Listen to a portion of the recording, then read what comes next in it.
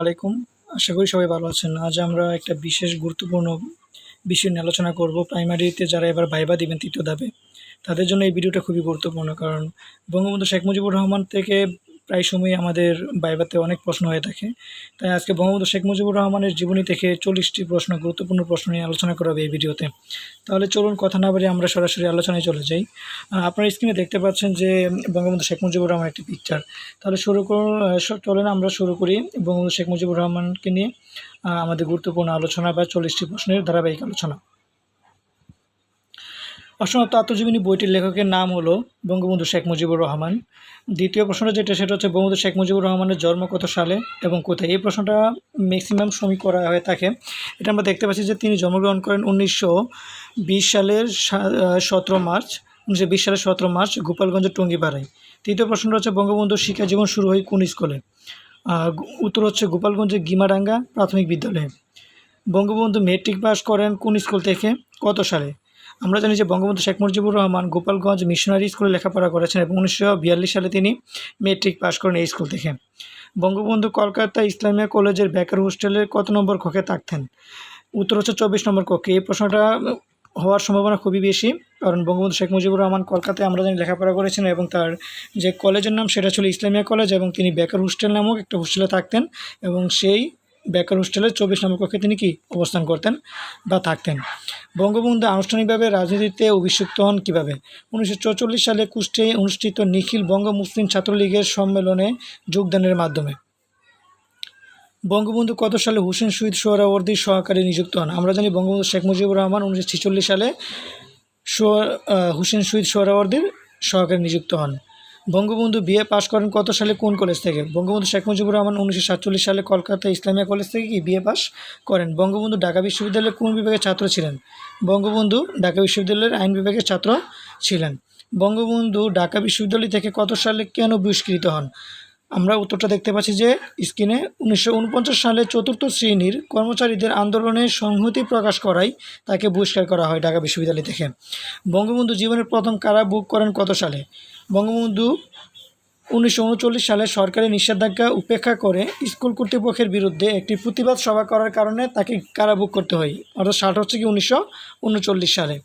1949 সালে 23 জুন পূর্ব পাকিস্তান আওয়ামী মুসলিম লীগ প্রতিষ্ঠা লাভ করে বঙ্গবন্ধু শেখ মুজিবুর রহমান সেখানে কী পদ পান? সেখানে আমরা দেখতে পাচ্ছি যে তিনি ছিলেন যুগ্ম সম্পাদক। 1952 সালে কত তারিখে রাষ্ট্রভাষার বাংলার দাবিতে বঙ্গবন্ধু কারাবরণ বা কারাগারে অনশন শুরু করেন? উত্তর হচ্ছে 14 ফেব্রুয়ারি।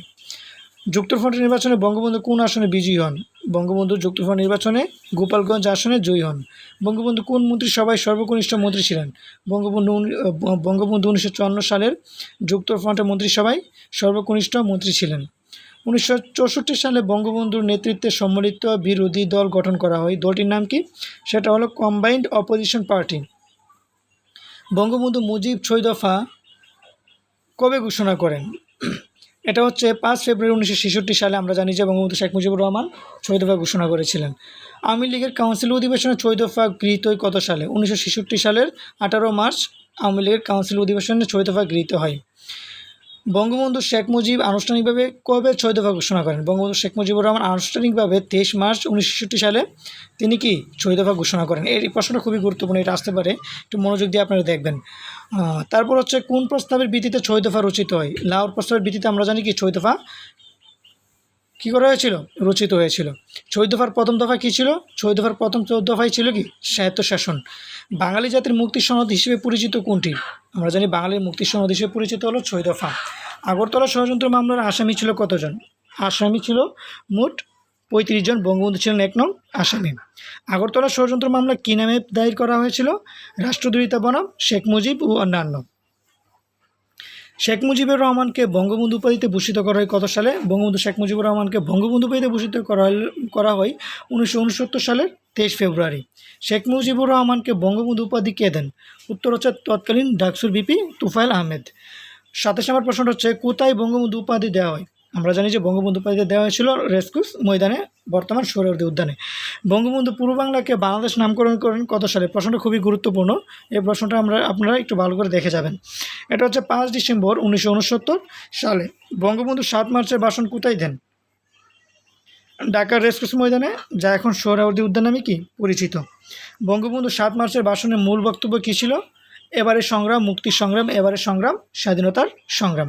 বঙ্গবন্ধু কখন স্বাধীনতা ঘোষণা দেন? 1971 সালের 25শে মার্চ মধ্যরাত অর্থাৎ 26শে মার্চে বঙ্গবন্ধু বাংলাদেশের স্বাধীনতা ঘোষণা করেন।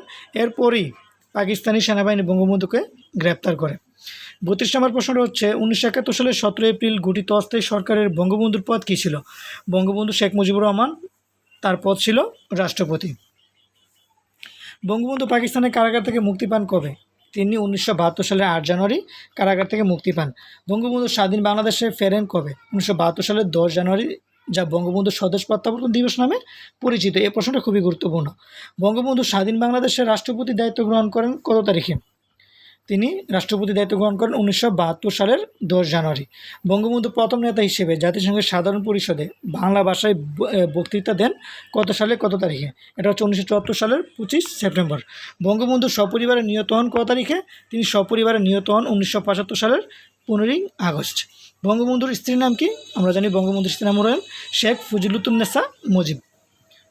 39 নম্বর প্রশ্ন হচ্ছে বঙ্গবন্ধুর ছেলে মেয়ে কতজন? তাদের নাম কি? আমরা জানি যে তার 5 জন সন্তান ছিলেন, 3 ছেলে 2 মেয়ে। আমরা জানি তার 2 মেয়ে হলেন শেখ হাসিনা এবং শেখ কামাল। শেখ হাসিনা এবং তার আরেক মেয়ে হলেন শেখ রেহানা, এবং তার মোট 5 জন সন্তান ছিলেন। তাদের মধ্যে শেখ হাসিনা মাননীয় প্রধানমন্ত্রী, তিনি হচ্ছে সবার বয়োজ্যেষ্ঠ, এবং শেখ কামাল, তারপর হচ্ছে শেখ রেহানা, তারপর হচ্ছে শেখ জামাল ও শেখ রাসেল। বঙ্গবন্ধু জাদুঘর কোথায় অবস্থিত? আমরা জানি বঙ্গবন্ধু জাদুঘর হচ্ছে ঢাকা ধানমন্ডির 32 নম্বর বাড়ি, যেটা বঙ্গবন্ধু যে বাড়িতে তিনি বসবাস করতেন। আশা করি আপনারা এই প্রশ্নগুলো দেখে উপকৃত হবেন, এবং যদি ভিডিওটা ভালো লেগে থাকে অবশ্যই আমার চ্যানেলটাকে সাবস্ক্রাইব করবেন এবং পরবর্তী ভিডিওর জন্য বেল আইকনটা অন করে দিবেন। তো আজ এই পর্যন্তই। আসসালামু আলাইকুম।